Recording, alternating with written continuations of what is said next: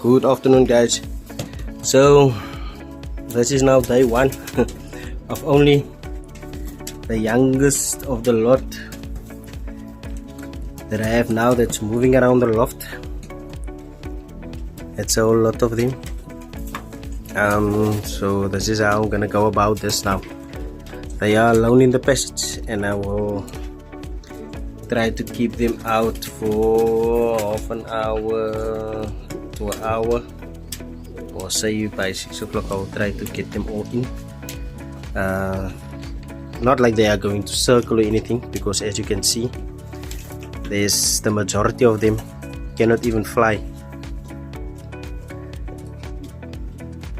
So this is what I'm gonna do now. I'm gonna give them a little fine seat just to get them closer to the aviary, and then just to get them to move out of the loft and just to roam around in front of the loft and back inside and so forth and so on. So yeah, guys, I think this is the safer option. No superheroes trying to take to the skies and all these incredibly nerve-wracking actions that they tend to do. So there we have those two nestmates from the little loft in the trap now. So you see, older than them is the blue bar here on the far right, with the blue ring, which is also a cowbird. But that one is not even so much into going up onto the loft. So yeah, I think this is our way forward for the rest of this week. If I can get the youngsters in by 6 o'clock, I'll try to guide them back into the loft and then just open up for the older birds so they can just get some exercise and lock up the young birds in one section of the loft until the rest is done loft flying. After I actually don't want them to go out that late. I don't know, I'll still see how much time is left, and then see if I'd rather than just keep them in for the whole week and just concentrate on the young birds for now. But I think this is going to be a much safer option in my process of homing the young birds. So say for instance now the older birds were out and those two in the trap would go up onto the roof with him, but I think with the majority of them still on the floor just roaming inside the doorway and so forth, it's keeping them a little low and not having them to get this tendency of wanting to fly up. So we're gonna just continue with this process for the week and see how it goes.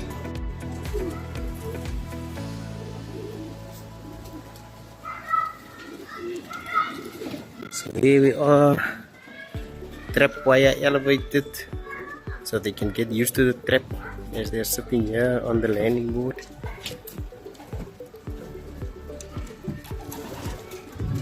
So it's almost time for them to go in now. So maybe 5 or so more minutes outside, then I will guide them inside before it gets too late. I don't want any birds starting to become active late in the day. So the bluebird just took a few circles for the first time, and right out of the sky came to land in front of the loft on the floor on the ground.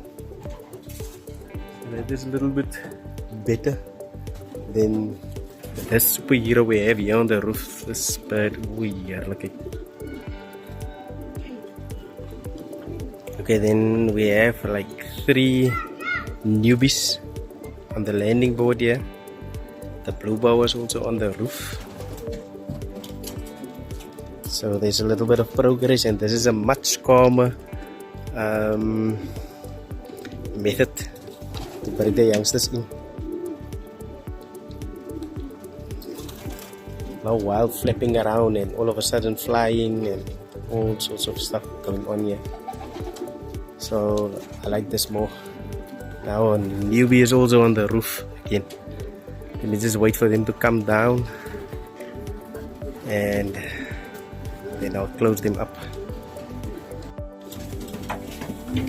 So there we have all of them back inside. So we had at least 3 or 4 new birds up on the roof today. Yeah, I think again tomorrow for the rest of the week. We'll see how it goes next week. So there's quite a number of youngsters that can't even fly up, but I'm already giving them exposure. These two, they only go up until there, maybe that height, or I don't know if they can fly up higher. And my little done here. Those two there in the corner, still very young. And the flights, I mean, they can't even fly up anyway. So here we are. I think I'm good. So it's only the blue bar that took to the sky now. Cover this one.